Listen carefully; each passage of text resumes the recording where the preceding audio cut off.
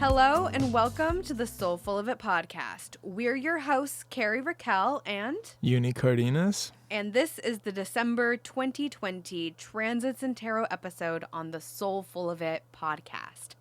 If you enjoy this episode, please remember to go give us a 5-star rating on iTunes and share it out with your networks.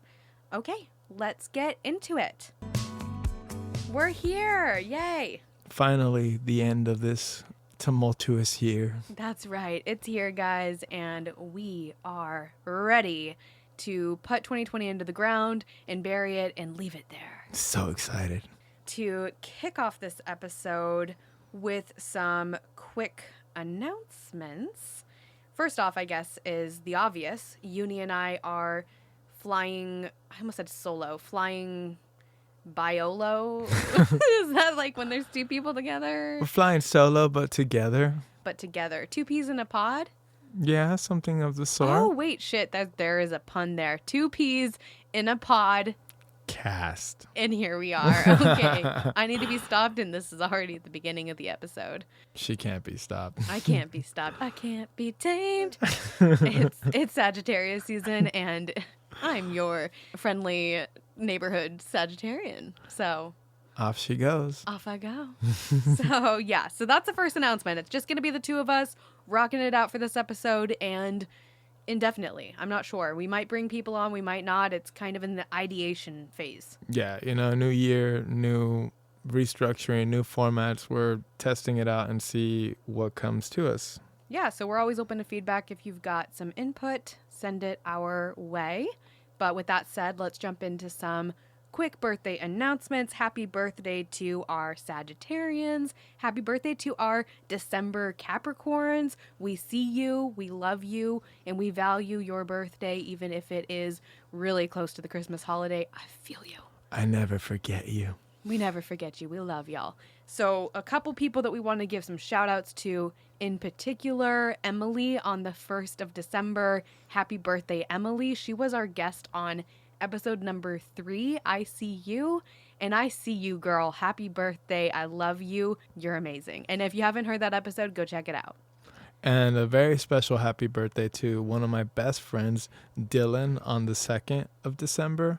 You are my Sagittarian counsel, and I love you, bro. I thought I was your Sagittarian counsel. You're part of that, too. I'm his Sagittarian comedian.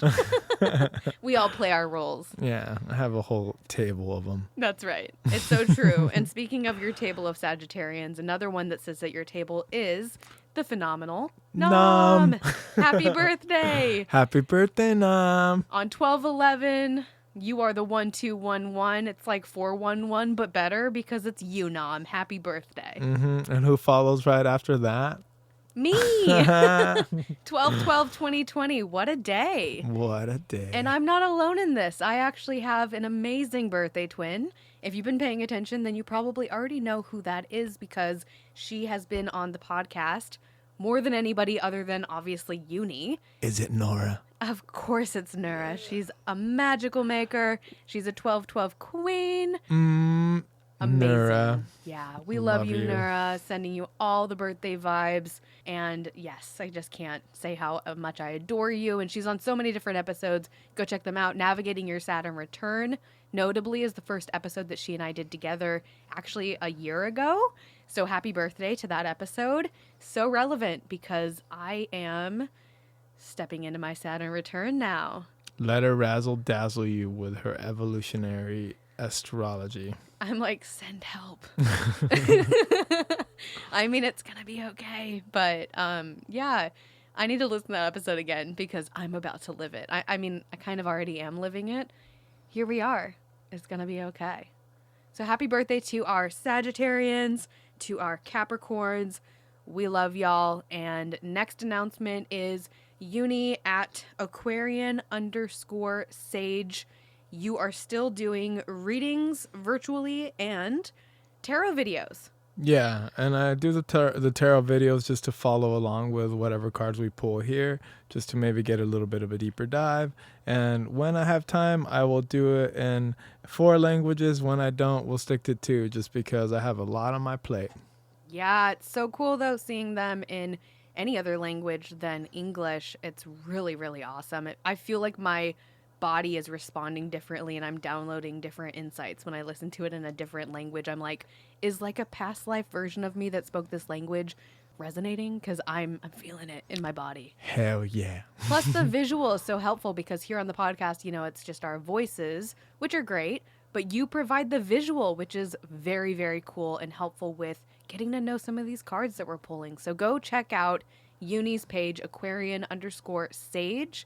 And then in the new year, there will be a website coming soon. So pay attention for that. And a lot of new projects in the pipeline. So stay tuned. More announcements to come. Our next one is Affirmation Destination. The December focus is Everyday Miracle. And we have defined this as seeking the miracles in everyday life, seeing and spreading magic everywhere we go and to everyone we encounter along the way. So, that being said, Affirmation Destination is also going to be pivoting into a hiatus in the new year so that it can be reimagined and reborn in the new year, to be decided. I'm not sure what that's going to look like, but keeping the door open for the universe to come through and let me know what it wants to be. So excited. That is all the announcements that we have for you guys to get us started. And now let's jump into the tarot that Yunii pulled for the month of December. Okay, let's go with this. So the first card that I pulled was looking at what is here right now and what's really apparent here. And for that, I pulled the Queen of Wands. And the Queen of Wands, when you look at the card, she is very much this powerful figure sitting on her throne, holding her cat. She's kind of intimidating. And the Queen of Wands, she's protected. She's powerful. She's unyielding in her autonomous sense of self. And as such, she enchants and captivates with her ability to trust her own internal fire. She truly is the archetypal representation of the intersection between our primordial urge to satiate our every desire through engaging with the external world and our drive to transcend these desires on the soul level. She plays between the shadow realms of half-heartedness and desire, and there lies a key to understanding how we can unlock the magic and the medicine that is within this card through the process of alchemy. I love this card. Queen of Wands has shown up for me multiple times throughout the year, and even as recently as this week, I pulled this card. And every time I see her, I'm like, yes. Yes, queen. Yes, queen. Yeah, pretty much. I think the thing about the traditional Smith Rider-Waite version of this card that strikes me most, I guess two things, are her black cat and also the sunflower that she's got in her hand. I love sunflowers. They're just so pretty and inspiring, and they remind you that things can be easy. The next card that I had pulled for us is looking at what's underneath that. And for that, I picked the wheel.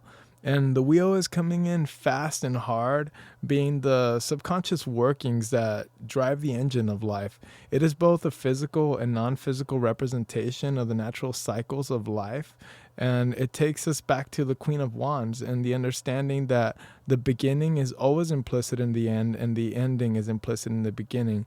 Coupled with this knowledge, we are offered the beautiful opportunity to take the wheel and steer our lives in the direction that best serves us and our aligned purpose.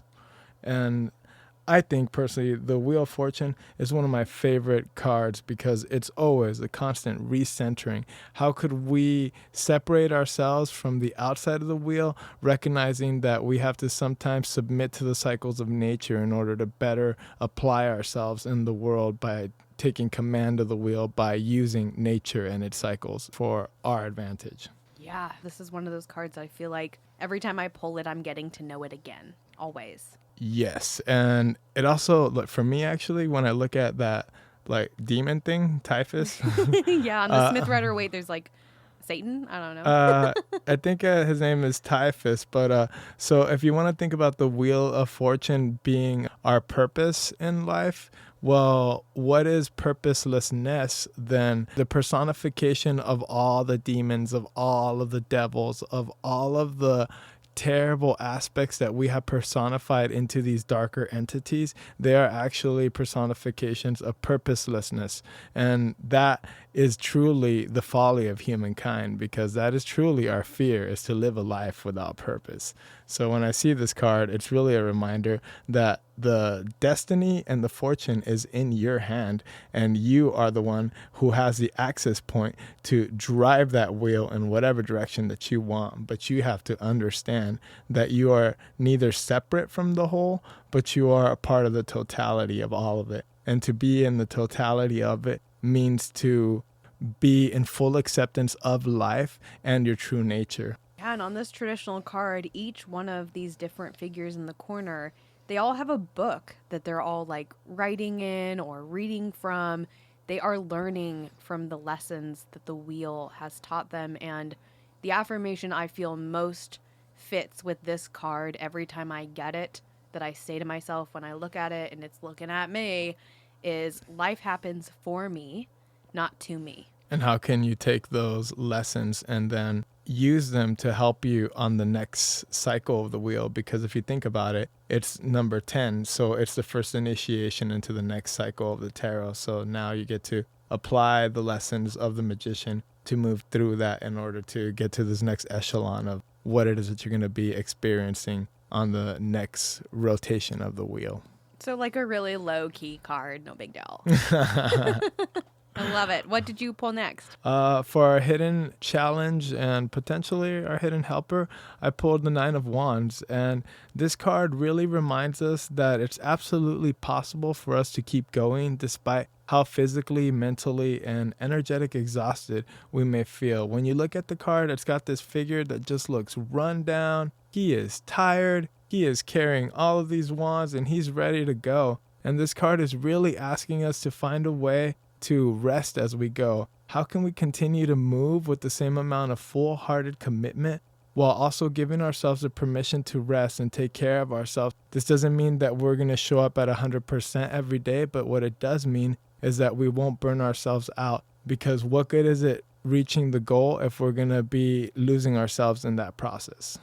Yeah, this card, if you pull out your Smith Rider-Waite deck, if you have it, or you Google 9 of Wands, I don't know about y'all, but that is what I look like at the end of this year. Having my ass beat by the universe. Every Friday.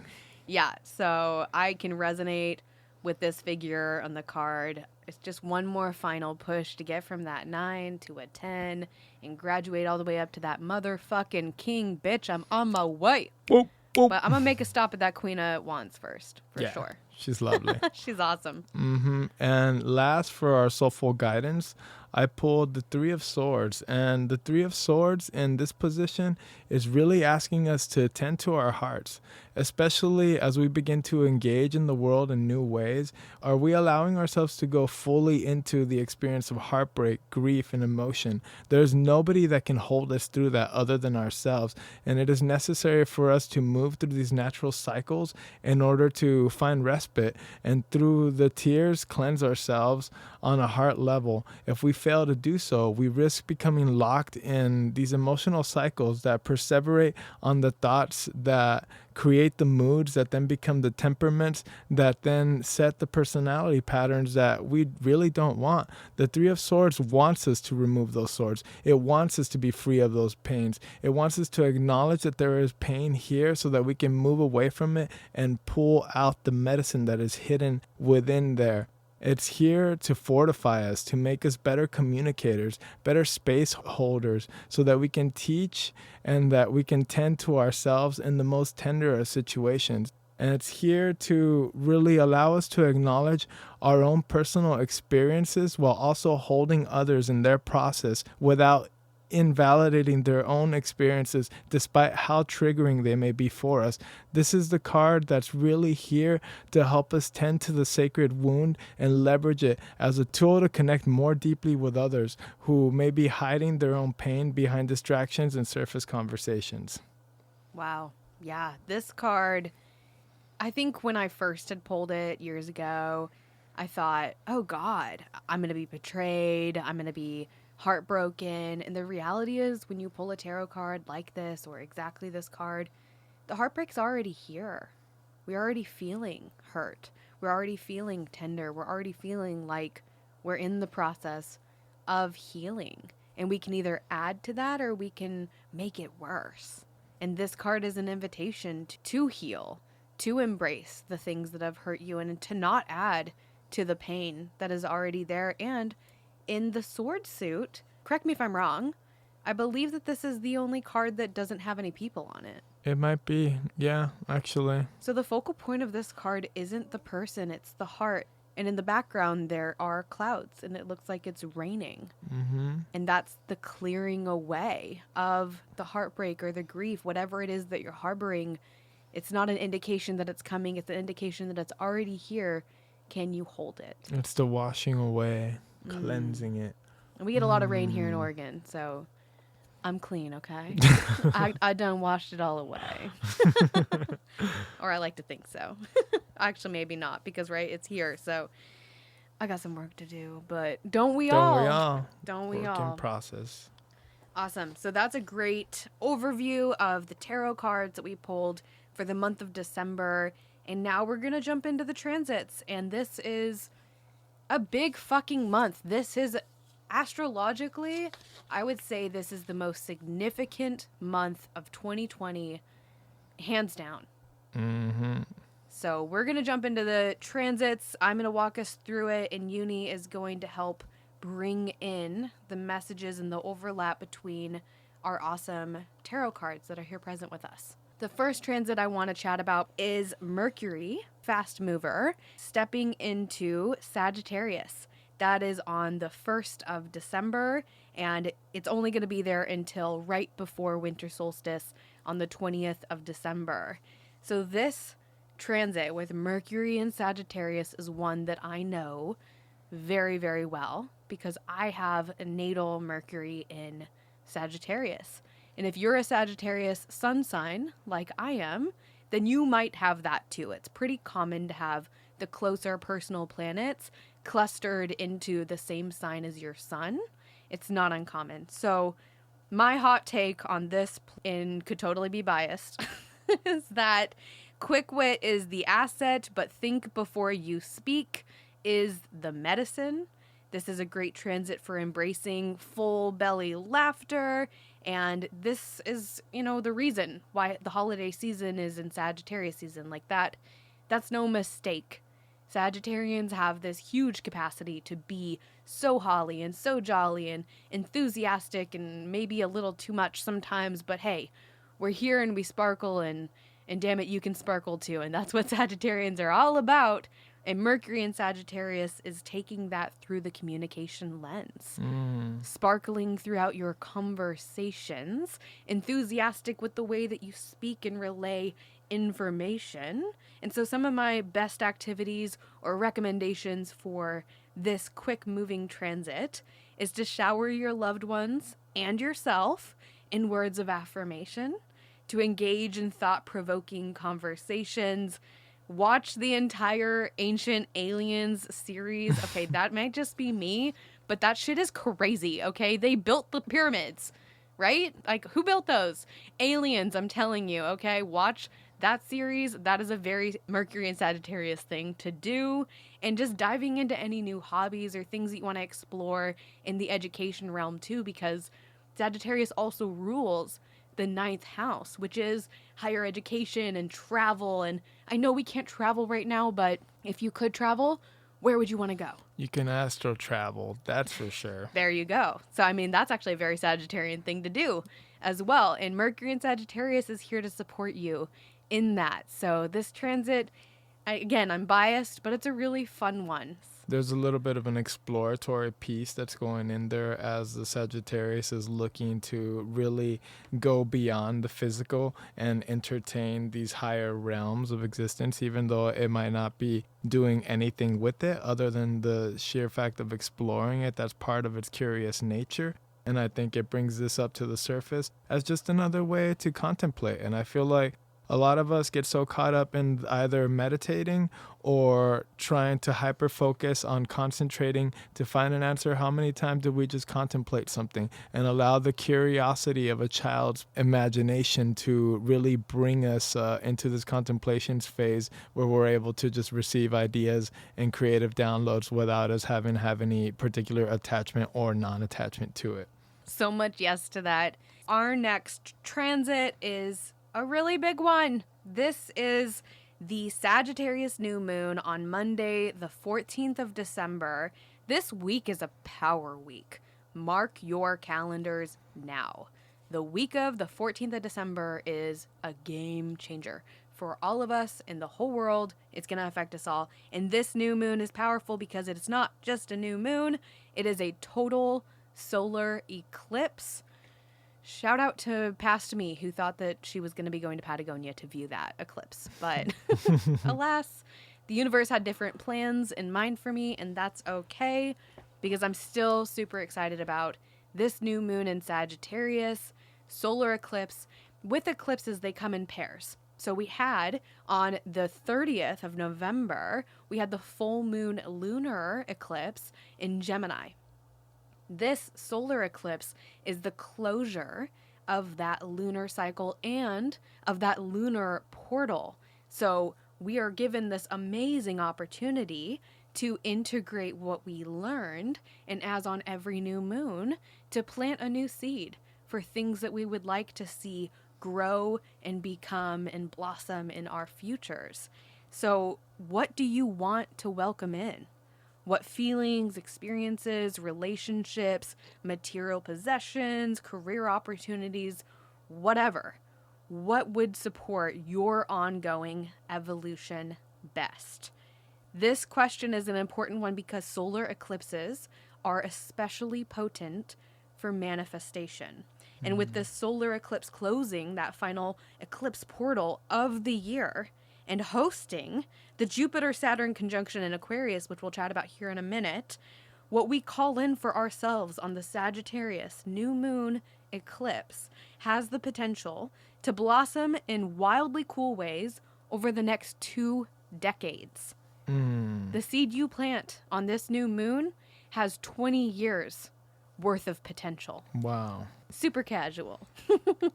So some of the aspects that are influencing this new moon are that we have the new moon conjunct Mercury and the south node in Sagittarius, which is flavoring this new moon with a familiar feeling. And it's likely that the lessons of the last lunar cycle since the 30th of November weren't all that new to us. Eclipses are catalysts for change and they speed things up. And with our current eclipse cycle occurring along the Sagittarius and Gemini axis of knowledge, this lunar eclipse is a prime time to set new goals. It's also in Sagittarius. It's all about the archer. It's all about pulling back the arrow and looking up to the sky and saying, I have no fucking idea, but I'm going to just fucking do it. And pulling it back and shooting it out. Letting it go. Letting it go. And it also makes me think the Wheel of Fortune, because the Wheel of Fortune is absolutely taking into consideration all of these cycles that are happening, whether on the micro or the macro. It's all these things are in alignment within the sky that are now there to really help propel us forward. So now that all of these things are in this perfect alignment and this beautiful timing phase, how are we now going to use the experience that we've leveraged and gained from the knowledge that we've been collecting thus far on the journey and using it to really apply ourselves in such a way that it's going to help us not only take the wheel and steer, but navigate it in a direction that's really going to help root us down and propel us forward into the next journey of our life. And part of that's going to require us to let go of pieces of ourselves so that we could regenerate through that growth, and in that process birth something new that's going to be exciting, that's going to be fresh. And when I say fresh, it doesn't necessarily mean new. It means looking at something that was once old, but looking at it from this completely new perspective that now has a complete newness to it, which adds innovation to it, which brings more attraction to that. One man's trash is another man's treasure. Amen. And that's definitely present here in this new moon. Like you were saying, the Wheel of Fortune is a great ally for this new moon because of the past coming up, because the new moon is seated as an eclipse directly on the south node right next to Mercury as well. And the south node of the moon is going to be in Sagittarius for a while. That's the cycle that we're in right now. So it's bringing up the past. It's bringing up the ways that you've survived before that worked for you then, maybe don't work for you now. And with Mercury present, it's giving this amazing opportunity to speak out into the universe how you're going to change those patterns, how you're going to break those cycles, who you are when you are who you are, not who other people tell you that you are, or you tell you that you are because that's who you were yesterday. Yesterday is over. We're here now. And that Mercury aspect is also calling in the cleansing fires to really come in and like burn that shit apart, to let us get down to the core base element of what it is that's there. And that is raw truth. And there's no denying the truth. And as soon as that we see that, it will burn away the illusions of the past so that we are left with the raw elements in order to proceed forward. Absolutely. The new moon is also forming a square to Neptune on this day. Neptune's in Pisces still. And this is increasing our sensitivities. It's also increasing our psychic abilities. And as much as those things can sound really positive, a lot of us are little escape artists. And so those things come up, those opportunities come up, and they are friction in that square. So they're not comfortable having a download come through. If you haven't been clairaudient and then you suddenly hear something, you might be like, oh my God, I'm losing my fucking mind. You know, you might not like accept it or welcome it in or make a space for it at the table of your life. And so your reaction to that could be what my reaction usually is, which is like, I'm gonna go numb this the fuck out so I'm not here for it and I don't have to pay attention to it. And to that, I would say, if you go numb yourself out on this new moon solar eclipse in Sagittarius, that is so profound and is in a week of magical, amazing astrology, life-changing astrology, and you're numb for it, you're going to miss out. So I'm telling you now, please be here for it. Be awake for it. Be willing to face those illusions in your life. Mm-hmm. Be willing to show up for yourself. And be willing to put pen to paper or speak out loud who you are, what you deserve, what you want, why you want it, and start looking into how you're going to make it happen. Because this new moon is a profound opportunity to plant a seed that will serve you for not just a day or a week or a year. I'm talking 2 motherfucking decades. So we don't want to squander it. We want to make the most out of the energy that we have because it's here and it's supportive. And the last aspect I want to mention on this new moon eclipse is that we have Venus in Scorpio in a trine to Chiron in Aries. And that relationship between Venus and Chiron is helping us heal the relationships that have hurt us in the past. And because of this new moon being right on top of the south node, it might be familial. In fact, it probably is. There probably is some family healing. And we're going to talk more about that when we get to the full moon at the end of the month, because the full moon's in Cancer, which is absolutely about family. So a lot of that family stuff is coming up and it's playing out in our lives. Are we going to numb out so that we don't have to face it? Or are we going to face it and use that knowledge and that information, that wheel of fortune, to write our futures? Yeah, or using that 3 of Swords to pull out the swords and allow ourselves to heal through feeling it. You got to feel it to heal it. And sometimes that isn't pretty and the process is messy, but it's very necessary in order for us to hold ourselves and, more importantly, to hold others. Love it. The next transit that we're going to chat about is Venus entering Sagittarius, joining her lovely friend Mercury. This is the love of adventure, a transit that's supportive of seeking expanded viewpoints in the physical, mental, and spiritual realms.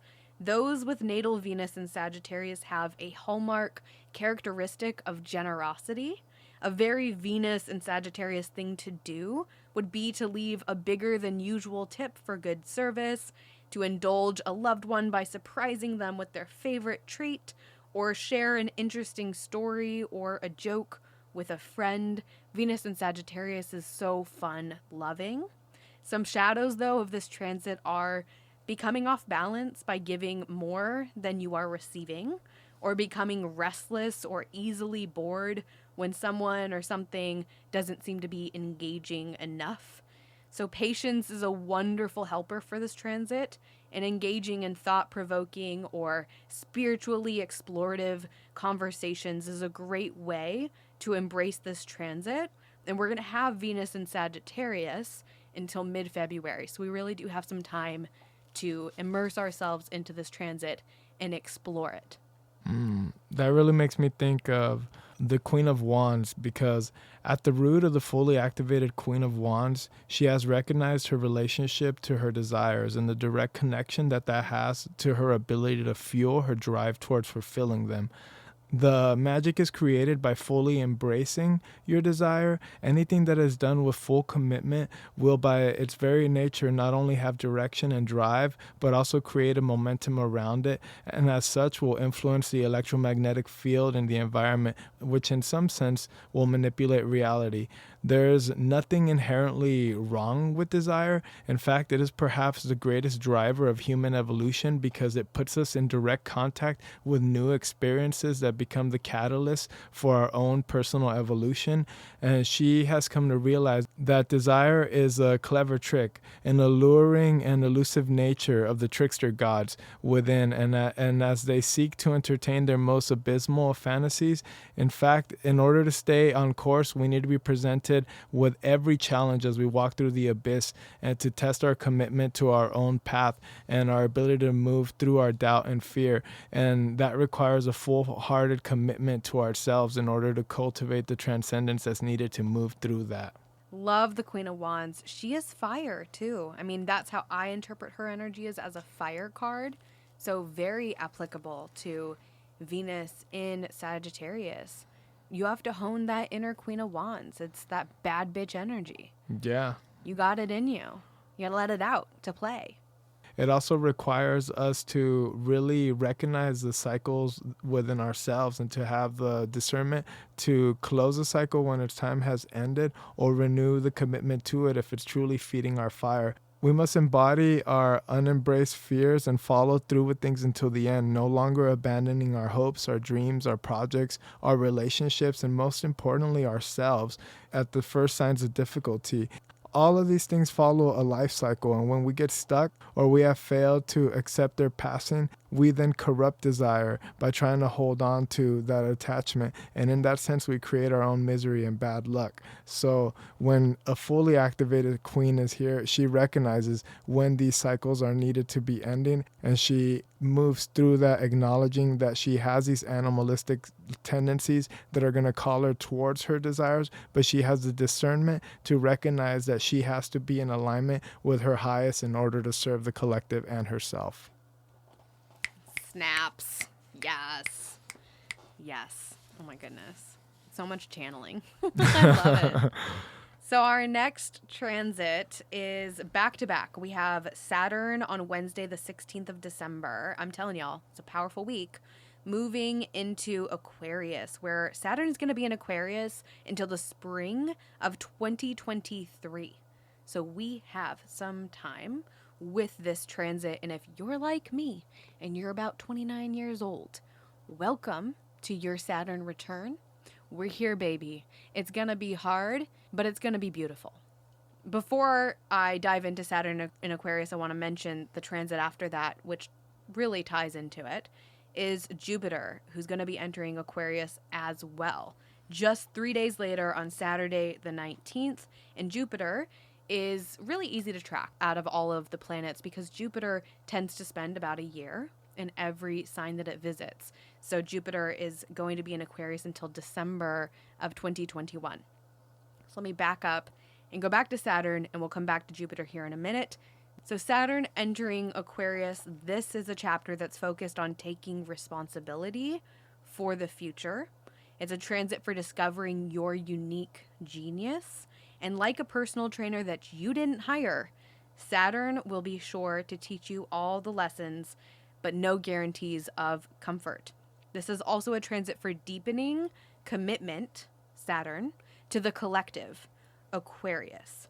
We may see an increase, I believe, in awareness around the intersection of climate change and personal impact, especially with Saturn and Jupiter moving into Aquarius together, and we've had Uranus in Taurus this whole time. So all of those planets and those placements, to me, the biggest unlocking of these movements is the awareness around climate change and how we are impacting our environment and how that impacts us back. Because if we're being bad to our planet is going to be bad to us. So that's a big part of Saturn in Aquarius. And then Jupiter, who's joining Saturn in Aquarius on the 19th, that's the same day that Mercury is going to be conjunct the Sun in Sagittarius. And so Mercury is infusing Jupiter's entry into Aquarius with curiosity and a desire to learn, as the sign of Aquarius is one with an insatiable hunger for learning. You agree with that, Yunii? I totally agree. He says the guy who speaks how many languages? 5. Plus sarcasm, 6. Plus like gibberish, 7. We definitely both are fluent in gibberish. So yes, Mercury is going to help usher Jupiter into Aquarius, which is also going to bring a focus to communication on this day, but also in general for this year-long transit. And so the phrase that came to me when I was reviewing the transits for this month was, "Together we can." Kind of sounds like a political slogan. Watch this be a political slogan that someone uses. But together we really can. But together we really can. Yeah, I think we are all this one like universal organism, and the more that we can tap into that, the more we start to evolve on this evolutionary chain from animal to individual to collective.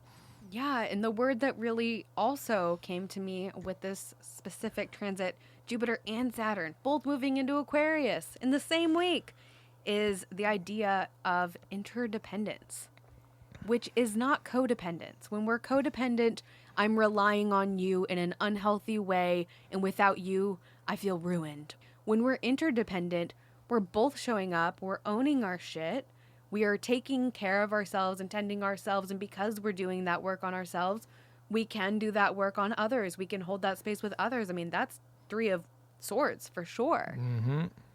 So that is a huge theme for this transit, is really waking up to the collective awareness that how I treat me impacts how I treat you. How I treat the planet impacts how the planet treats me. It is all connected. We are interdependent species. Yep, that's the intersection between the 3 of Swords, the 9 of Wands, and the Wheel of Fortune, because that's like the bigger image, like bird's eye view, and then how you rest for yourself and work is gonna influence that, and also how do you tend to your heart is gonna influence how you show up for yourself and the amount of rest and work that you put in. Yeah, we can care about ourselves, and we can care about others, and we can care about the planet all simultaneously. We do not have to choose. It's not an us versus them. Nope. I don't think the brain was created to make decisions. It was created to be exploratory, to imagine, to have fun. Well, that makes me feel a lot better about all the decisions I can't make. Yeah. Gemini rising. Same. Squared. I love it. Okay, so we're going to touch on these 2 power players again here in a second. But before we do, there's one other transit I want to mention, which is on Sunday, the 20th of December. Mercury, he's quick, I'm telling y'all, moving into Capricorn out of Sagittarius. Mercury's transit through Capricorn is an opportunity to be calmer, cooler, and more collected with the way that we communicate. We can call in the Queen of Wands, confident, boss bitch energy, to help us adult our way through this transit. There's a clarity available to us when we get quiet enough to listen, and Mercury in Capricorn is wise to speak only the words that are necessary or that add additional value. Don Miguel Ruiz, the author of The Four Agreements, one of those agreements is, quote, be impeccable with your word, and that is a great ally for this transit. Before the words leave your lips, can you ask yourself, is it worth sharing, or would it be better? And would I learn more and gain more from being quiet and listening? And those of you that have Mercury and Sagittarius natally, like I do, know that there are a lot of opportunities for us to shut our mouths that we should take advantage of, because we talk enough, but not everything that we say has the same weight of importance if we're just constantly running our mouths. Amen. After I run my mouth. But relevant, right? Yeah. All right, that brings us to what I would say is the most powerful day, definitely of the month, but even I would say of the year. On Monday, December 21st, Winter Solstice. It's also the initiation of Capricorn season as the sun moves out of Sagittarius into the sea goat's arena. This day is also harboring the Jupiter-Saturn conjunction. I'm going to share a little bit of history and research that I did on this conjunction because I find it to be absolutely fascinating. The Jupiter-Saturn conjunction is famously known as the Great Conjunction because it involves the two largest planets that we know of in our solar system, Jupiter and Saturn, coming within close contact in alignment, and it's rare.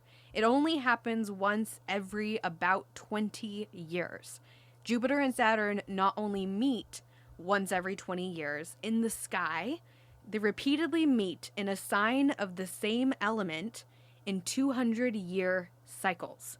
So just when you think 2020 can't get any crazier, it is, because we're not only initiating a new 20-year cycle right now with the Jupiter-Saturn Aquarian conjunction, we are also in the macro initiating a new 200-year cycle as we officially transition out of the Earth sign conjunctions that we've been doing for 200 years into the two power players, Jupiter and Saturn, having conjunctions in air signs up until 2159. Damn. So good. So good. Mm-hmm. Followed by entry into that cycle will last 200 years, and then they'll move into fire signs. It's wild. So looking at the next cycles of the meetings of Jupiter and Saturn in our lifetimes, 2020, they meet in Aquarius. 2040, they meet in Libra. 2060, they meet in Gemini. 2080 in Aquarius. 2100 in Libra, all the way up until 2159 when they move into water. So unless we're all cyborgs, we're not going to get to see that. Or we come back and we're reincarnated. But god damn the shifts that are going to happen now that we're moving into an air sign. Yeah, so that's the first thing. That's major, is that we're moving into air. And what is air all about? Ideation? Community, yeah. freedom. Conversation. All of the things that we have been lacking in this overly structured world. We're going to see things crumbling that have been that way for 200 fucking years. Crumble. Crumble. Like the blue cheese of my life. Oh, yeah, pretty much. Oh my goodness. It's been a blue cheese year. It's been a year of crumbling. Stinky. The blue cheese tower. That should be a tarot card. It should. Oh my goodness. So I wanted to chat about the two power players involved in this, Jupiter and Saturn, because I just find it really fascinating to learn more about these planets. Jupiter and Saturn used to be believed to be the furthest out planets because before we had all this tech, we hadn't discovered, like Pluto, we hadn't discovered Uranus. Those planets are so far out that we didn't know. And so this conjunction, this meeting of Jupiter and Saturn, has been known to be a turning point, a change in societal structures, a change in political belief systems, shifts in every single area. And folks who are scientists, astronomers, astrologers, all of them have been studying these conjunctions for a long time because they happen in these cyclical patterns. I actually looked this up. So on the last episode, I said, how many moons does that bitch have? Because Jupiter's huge and it's got a ton of moons. So I went and looked it up because I wanted to answer my own question for anybody else who was curious. And Jupiter has 79 confirmed moons. Damn. It's a lot of moons. Yeah, she a big one. While Jupiter represents how we access our expansion, Saturn represents our ability to discipline ourselves. It is restrictions, it is karma, it's those things that come around based on the hard work that you did or didn't put in. And it teaches us tough lessons that, once learned, have high rewards. And so what kind of high rewards does Saturn have in the physical? Okay, so this is wild, and I hadn't heard of this before, but I fact-checked it on lots of different places, including NASA, and scientists believe that it rains diamonds on Saturn. That's how much pressure that planet is putting out. Right? That's why I always call it the personal trainer you didn't hire, because it's here, and it's on your ass, and it's forcing you to grow up. But at the end of learning the lesson, you get a diamond. You get a diamond. And diamonds are a girl's best friend. So those are some interesting random facts about these two power players. And they're coming together today on Winter Solstice, initiating the Capricorn season. And this is just a super crazy, powerful day. I highly recommend taking time to journal on this day, to write down goals and dreams, and to endeavor to play big instead of playing small. And do witchcraft. And do witchcraft, yeah, sure. Let's add that to it, because this podcast isn't offensive enough. Well, you are the host. I love the witches, though. I mean, I'm like low-key kind of a witch. I'm definitely a bitch. Which bitch is the witch bitch? Us. Us, both of us. So I did have some quick history that I wanted to share about this conjunction. It is monumental, and that's why I'm spending so much time on it. I looked up some of these dates just to fact check between all these past conjunctions. I'm like, wow, what has this done for us in the past? And so the American Civil War, which was between the free states and the slave states, was between 1861 and 1865. And what do you have in 1861? A Jupiter-Saturn conjunction in Virgo, because we had all those past conjunctions in Earth signs. World War II, between 1939 and 1945, and what do we have? In 1940, there was not one, but two great conjunctions, we can thank the retrogrades for that, between Saturn and Jupiter, both of those in Taurus. In 1980 and 1981, and I know I said that the last 200 years were in Earth, and they were, with the exception of the 80s, when we had not one or two, but three conjunctions between Jupiter and Saturn in the air sign of Libra, getting us ready for the official switch to air sign conjunctions, which is where we are now. And what happened in the 1980s? The AIDS epidemic broke out and began killing thousands. We had a health crisis. And where are we right now?